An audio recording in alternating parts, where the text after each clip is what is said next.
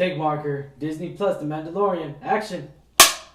What's going on, Alamo City Movie Talk fans? I'm Ryan D. Ryan680. One at Cloud X, right? And this is our review of The Mandalorian. Disney Plus is finally here, ladies and gentlemen. Juan, are you excited for Disney Plus? No. Stay tuned, guys. Hope you're ready for this. Okay.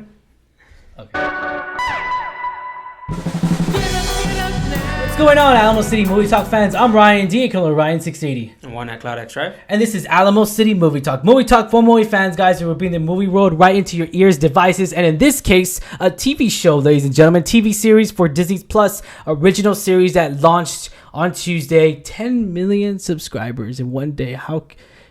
Say it ain't so, Netflix, huh? What's going on, man? All right, so let's get right to it, man. I mean, it's the Mandalorian series. This is what Disney Plus has been really promoting a lot. I mean, they promoted it on Monday night too, Monday Night Football, and I was just like, what the heck? They showed us a scene, which is funny because it is the opening scene. I mean, I'm pretty sure everyone, if you have not seen this, by the way, we're going to be mentioning spoilers, but not yet. We'll mention spoilers at the very end. But the opening scene is, I mean, it's without a doubt, it's going to be that scene we saw in the Super Bowl, in the halftime show for ESPN, which was on Monday. And I was all like, oh, it's just the same scene over, just extended like a minute more. Yeah. So I was all like, oh, okay, it's the same scene. Oh, that's fine already. But I'm pretty sure, obviously, it worked for everybody that when it came to advertising and everything, because they were marketing it very well, I would say. So let's get right to it, man. All right, so I mean, just the way this, I've been so hesitant on Star Wars ever since Last Jedi. I will say that I've been so cringeworthy of watching a Star Wars anything because of Last Jedi. And I'll probably get a lot of hate comments, but that's my opinion of it. And Rian Johnson really, I don't know, just the story, it didn't sit well for me whatsoever, especially the comedy relief in it. It didn't go sit well for me whatsoever. But going into this, we do start off right out the bat. We start off into a world that's we're not familiar with. It's almost like I guess you could say the best scenario or the best metaphor I could give. It's like a Star Wars movie, but it's a TV series. It feels like a movie, but it's not. And that's great because it has that production value. It has that, dude, it has so much production value when it came down to it. I mean, let's get right to it. I mean, Jon Favreau he's the one behind the wheel. He was the one directing it. He wrote it. I mean, he's the one that's really, really helping develop this story. And to see an original story. I mean, no Skywalker's in here, obviously. And it just to see an original aspect story. Oh yeah, as we know. I hope to God there's not, because it needs to stick out more. But also, it's the Outer Rim, so I mean, there's no Skywalkers I don't think in the history of Clone. I mean, besides, I think I want to say Clone Wars there was whenever Anakin was looking for somebody, but Anakin's a Skywalker. Yeah, no, I'm saying like that was probably the last time since the Clone Wars. So, but that was the animation, it wasn't a movie. Luke in this one. Luke's alive. So this is after episode 6. And just to go into depth on this, I mean, are we gonna see Mandalore? Oh my God, I hope to God we see Mandalore. Mandalore is a planet that's never ever been in live action whatsoever. It's always been in the Clone Wars or in Rebels, and it's always been in animation. Now, if we see Mandalore, I'll be amazed at it. Just because I've always wanted to see that world live action. I always wanted to see the city. I wanted to see where they grew. I mean, because Mandalore is a very ancient city. It's a very ancient history between Mandalore and the Jedi and the Sith and they have a history, so much of a long history back in the Old Republic before the Phantom Menace, back in the Old Republic. But going into depth on this episode, I really did love how the flow was. How'd you feel about the flow for this episode, man? I mean, it's a 40-minute episode. Yeah, it wasn't too long. The pacing wasn't too bad. Yeah. It keeps you not on the edge of your seat, but it keeps you entertained. Yeah. I don't think I ever felt bored. Oh wow, that's good. Yeah, so because I mean, 40 minutes in, I mean, it really felt like you were maybe really like 30, into 35 with the opening Lucasfilm. Yeah. Credits. It felt like 35 minutes. Oh, that's good because it was actually 40 minutes. Yep. There you go, man. Shoot, there you go, man. That's good. It went by quick. And it's funny, too, because a lot of people are all like, why is it only one episode? Shouldn't it be... Like, it's funny how, like, people are complaining about something that Netflix made us get used to and binge watch everything and all this stuff. Yeah. And and what's your thought on that real quick? Let's just touch up on that. It's like if it aired on TV. Yeah, exactly. Yeah. Like Game of Thrones. Yeah. You know, like just Game of Thrones and everything, because we had to wait a week. We don't speak of that show. We don't talk about the last season. But yeah, that's all it is. It's just patience. It's basically a TV show airing on the streaming platform. Yeah, patience. They don't gotta release it all at once, because then people would binge it, spoil it. Yeah, and it keeps people subscribed. Because if it was all on there right now, people get the 7-day trial, binge it, cancel. Yeah. So it's a smart move from Disney. It keeps people invested at least for 2 to 3 months. Most definitely. I mean, the way this story, the opening images, I love the opening images of this this episode shows, you know, it looks like it shows every single character. It looks like every live action character is showed in Kylo, all the way to the very end with Kylo Ren and all that, Darth Vader, Luke, it showed everyone, in the very beginning opening. And I love that because that shows respect and montage to what Star Wars is all about. And I did love how they presented it because it's just like, again, the presence of this was a movie production presence. The way this was filmed, actually like liked it. Opening, Exactly. And whether they got it from that or not, whether they had that general idea, it worked out for this very well, I would say. And to see that opening every single episode, I'm gonna really enjoy seeing that every single one. So let's get right to it, guys. Since this is after episode 6, they are stormtroopers in here. We can confirm that they are stormtroopers, but it looks like they're worn out. They're more beat up. They're more just, their armor's obviously not shiny. It's all beat up, and we don't know where these stormtroopers land on as far as story arc. And we did get a glimpse of it. I mean, we do see the bounty hunter and the Mandalorian. It just, the way he presents himself. It's funny because he's all like, I like those odds 4-1. We're 4 and then you're 1. I was like, I like those odds. I was like, dang, man. I was like, something's about to go down. So it didn't give us too much light to the story as far as like we're just following this bounty hunter, really, and that's what the trailers give out as well. And it's funny because the internet's breaking over the ending of this. I've been seeing nonstop memes about it, of the ending of this episode. But yeah, so what did you feel like they needed in this one episode? Did you feel like it was an attention grabber? Because a lot of people are saying this is a really huge attention grabber. I'm for it. I really am. I know you posted it the day Disney Plus launched, and I didn't get Disney Plus day one. I got it the second day. Yeah. And I just didn't watch it right away. I guess I still have the salty taste in my mouth on Star Wars with episode 8. Yeah. But Star Wars really only like the original trilogy. Yeah, no, yeah. So when I saw this one, and I'm like, this is like, y'all are piggybacking off Boba Fett. That's exactly what I felt. You're picking off of Boba Fett. You're picking off the original trilogy. Yeah, but even though it didn't have anything to do with Boba, because a lot of people like to speculate, we'll probably debate about this time and time again, is Boba Fett a clone? Or, I mean, is Boba Fett a true Mandalorian? But he's a clone. And people are speculating this is Boba Fett. Like, it's season finale. No, hell no. He survived. And no, this is him. hell like, no. Hell no. This is not Boba Fett. Like, we confirm on that.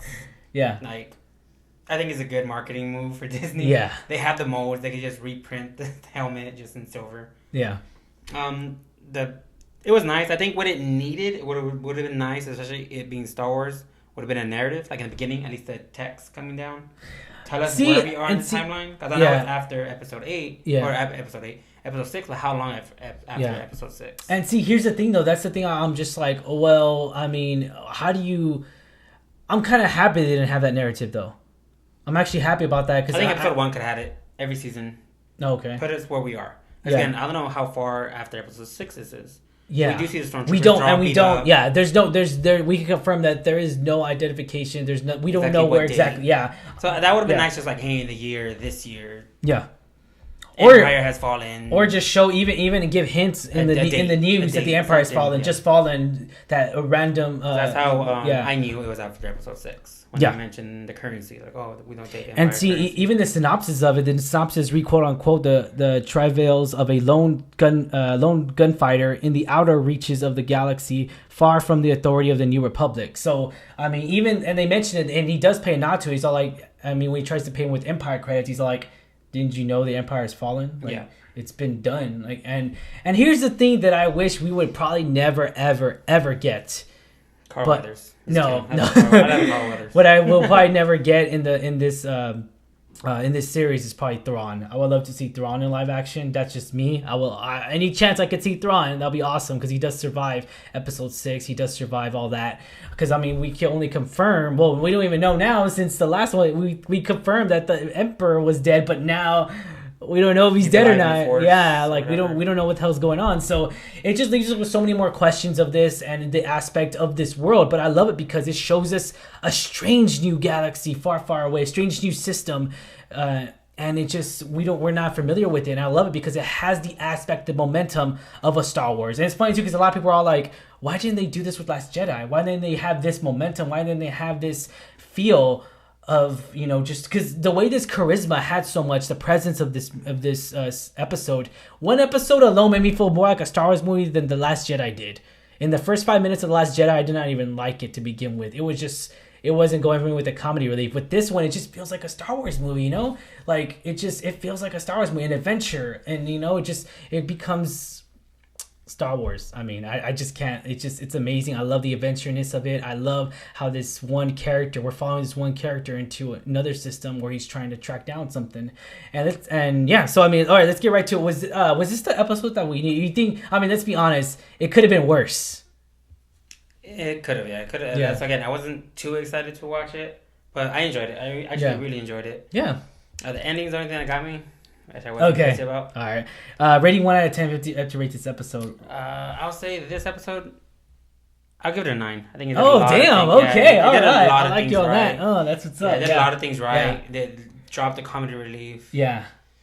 Like not the animation, but the makeup was good. I mean, everything. Dude, I love his suit. Oh my god! Like I thought I loved his suit seeing in photo, but seeing it actually in action on camera is so clear and it's so precise. That suit was amazing, and I really did enjoy it. So I'm gonna have to give this a solid 9 as well. I mean, I'm so excited to see where this world takes us, where this character goes from. I want to see character development because that's the beauty of TV shows. We can see a lot of character development in this, and I can't wait to see it. I think that was like why I gave it a 9. We didn't get too much character development. With who? With the main character. Oh, with the main character. Yeah. He hardly spoke. Hardly. Yeah. But see, and that's what he has the whole that's what he has the whole series on. That's what he has the whole season for. So I can't wait to see it. And it's funny too because even as a character though, I don't think he talks much. That's the funny thing. Just because even in that bar scene, he wasn't even saying nothing. He was just like. Yeah, exactly. Yeah, and then the guy's in his shit. He's talking to him, trying to bribe him. He's like. Yeah. It doesn't say nothing at all. All right, so I'm going to give this a solid 9. You give it a 9 as well. We do recommend this, guys. Any Star Wars fans, any Disney Plus fans, be sure to check it out on a Disney Plus streaming site anywhere near you guys. I mean, it's available. It should be available everywhere by now. It's not available in United Kingdom yet until next week. So they're getting it next week. We got the first dibs. So hopefully everyone's checking out by now. And if you haven't already, be sure to hit that subscribe button. By the way, give us a thumbs up if you like our review, guys. Wow, we're about to potentially hit up spoilers right now. So we're going to hit up spoilers, guys. Letting you know spoilers. So let's get right to it, Cloud. The the bounty droid, actually I wanted him to survive. I'm not gonna lie. I really, because I know in the poster they show him on the left. Yeah, I didn't like how they killed him off in the very. I mean, I was just like, okay, all right, cool. I really wanted to see his, because whenever him and the bounty hunter, where they were just like, let's team up, let's split the bounty. I was like, oh crap, okay, so they're gonna create a relationship. This is where relationship starts, and we're gonna see where they go together. But no, it obviously didn't. It took a whole turn of a twist. Yeah. Now here's the next question that leaves so many questions and questions of questions of questions. Those people that were protecting that creature. Say we're going into spoilers. I guess we could say. I mean, the best terminology is Baby Yoda. That's what everyone's calling it. But it's just technically there's no term in the Jedi historical books, in the Jedi Temple, even in StarWars.com. You can look it up yourself. Google it. Jedi. Yeah, Yoda. There is no known. There's no name for the species. We just know that it ages so differently than humans obviously do. And to say that this baby Yoda is 50 years old, I'm just like, okay. And it's funny too, because you mentioned a lot of people are assuming that it's Baby Yoda. Yeah, people are saying it is Yoda, and I'm like, it's not Baby Yoda. It's not. Baby like Yoda. Look-alike. It looks, let's be honest. Ted made a joke like, it's probably Yoda clone. Oh man, there's so much speculation with this. Yeah, and we're not gonna get answers yet until we see them throughout the season. Maybe but not even the next episode. Maybe probably later. But here's the thing. Does it hold the Force? That's another thing. Does it, or because they wanted it dead? Obviously they wanted it dead for a certain reason. Which I want to say that's the only character development we got from the Mandalorian. Yeah, he's a bounty hunter. Yeah, he wanted the highest paying job. Yeah, He's not willing to kill a baby for it. Exactly, and that shows humanity. That shows exactly what he is. From a bounty hunter, which is kind of crazy. Yeah. And see, here's the funny thing is even on IMDb right now, he's just called the Mandalorian. We don't have a name for him yet. So I'm curious to see what that changed. What did you say? Boba Fett. Boba Fett 2. We'll see him Boba Fett 2. So we'll see what we get out of this character, and then the future characters we're gonna get introduced to. Most definitely. I mean, I can't wait to see where this character progress. So let's get so that ending scene, I'm just like, I mean, why were they protecting the baby Yoda? Why was all those people protecting it? Maybe they were trying to sell it. We don't know yet what they were trying to do. Yeah. But that's the only thing I hated about this episode, though. Again, this is portrayed as an original story, Yeah. But it's going back to the bounty hunters looking like Boba Fett. Then it's going to Yoda, like a Yoda lookalike. Well, no. Like it's supposed to be this original story. Yeah, but we get like new species. I get what you're saying. But here's the thing, though. Their bounty hunters are all over the galaxy, regardless of what they look like. But the helmet, besides the non-canon video games, we've only seen this helmet, Boba Fett and Jango Fett in the original. No, Mandalorian. Now we've seen it. Yeah, but it's always been Mandalorian. It's always been Mandalorian. Yeah, remember. I mean, that's his race, Mandalorian. That's what the species. I mean, I guess you could call it. They're Mandalorians, and they're real proud people. And here's the thing, though. I'm just like, okay, as long as I really like want to see Mandalore. That's why I was mentioning. I really want to see Mandalore because that's gonna show everyone wearing those helmets. It's gonna be known.